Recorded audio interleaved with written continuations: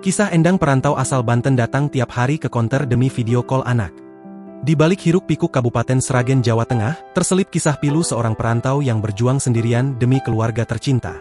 Ia adalah Endang Saputra, 41 tahun, pria asal Banten yang merantau ke Sragen untuk menafkahi istri dan anaknya yang masih berusia 6 bulan.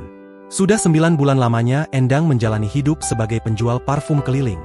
Setiap hari ia menyusuri jalan-jalan di Sragen, menawarkan botol demi botol parfum dengan harapan ada pembeli yang singgah.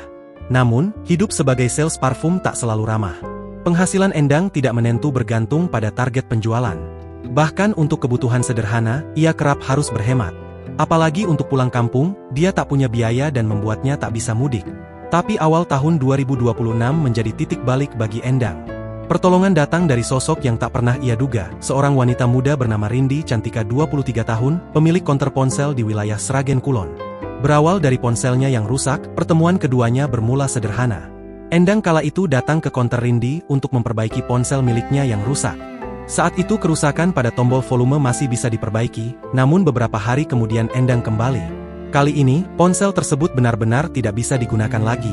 Pertama datang itu awal bulan ini, datang lagi beberapa hari kemudian tapi ternyata HP-nya sudah tidak bisa diperbaiki. Di situ saya merasa kasihan, kata Rindi dihubungi Tribun Solo, Rabu, 21 Januari 2026. Percakapan demi percakapan pun terjalin di antara keduanya.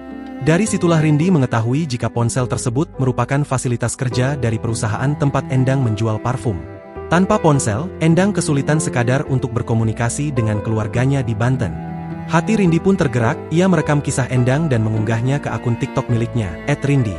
Tak disangka, video tersebut menuai perhatian luas dari warganet.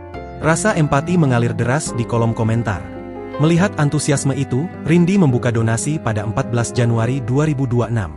3 hari berselang, tepat pada 16 Januari 2026, donasi yang terkumpul sudah mencapai 15,9 juta.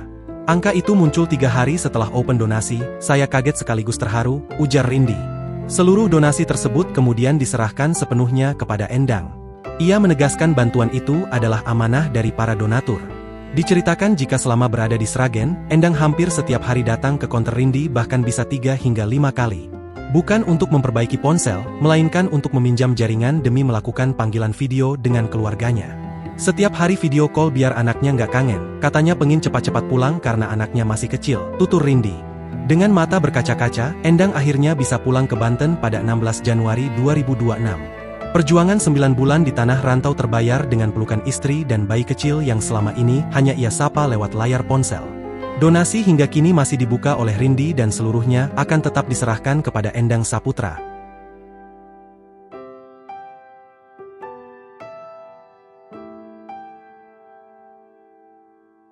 Download Tribun X sekarang. Menghadirkan lokal menjadi Indonesia.